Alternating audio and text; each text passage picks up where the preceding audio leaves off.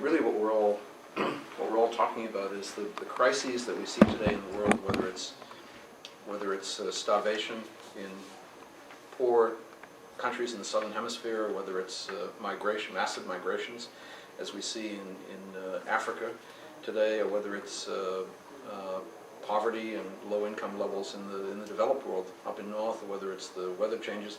It's really a seamless web.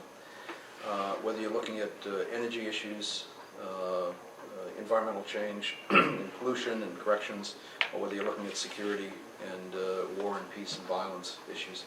So I see this as really a multidisciplinary challenge for the future of the Earth, not just the industrial world, and also something needing a really multidisciplinary response to it. The challenge, I think, in general, is that certainly the United States, and I think most of the Northern Hemisphere, has been historically very crisis-oriented. Right.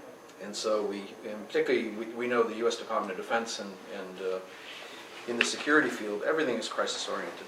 You identify a threat no more than sort of 5 to 10 years out, sometimes no more than 1 or 2 years out, and you size your usually military forces, not civilian or development aid or other forces, and then you address that threat.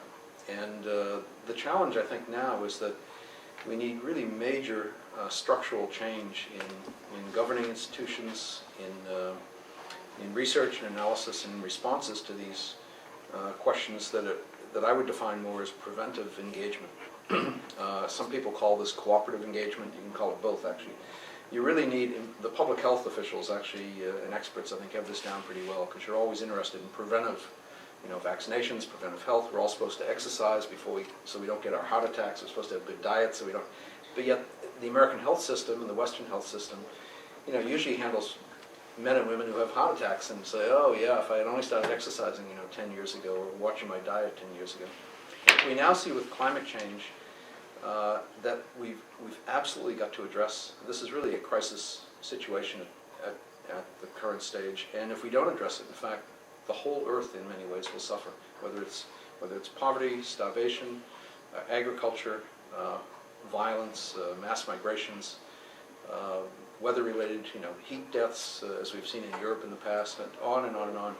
Really is, I think, a very serious crisis. The challenge when you look at security, and when you look at the CNA report that you cited, Kevin, just earlier, is militaries tend to look at how is this going to affect my troops, or my equipment. Can I operate my tanks in the Iraqi? What happened to those island bases? Right. Can I Diego Garcia in the Indian Ocean? That's serious and the island nations actually is a very serious issue, because you may lose some of those military bases. I mean, Norfolk, Virginia is not much above sea level, and that's the major operating base for the U.S. Navy on the East Coast. And obviously that's very important. We don't want to lose Norfolk, and we don't want to lose Diego Garcia.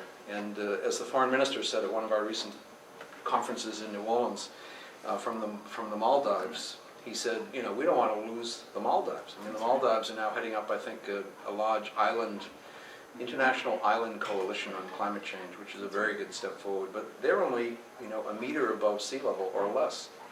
And 10 to 20 years from now, if the ice caps melt and Greenland melts and we continue to have the glaciers melting, they could literally be underwater. So we may find you at Guantanamo Bay. We may find Guantanamo. I'm not sure what the elevation is in Guantanamo, but what I think, so I was going to say, on the one hand, the CNA report says, we got to size our forces appropriately. We got to realize, how are we going to address these different threats? But they're not saying, in fact, beyond security, how do we change our individual behavior and our group behavior as cities and as families and cities and states and countries and regions of the world in order to address this issue.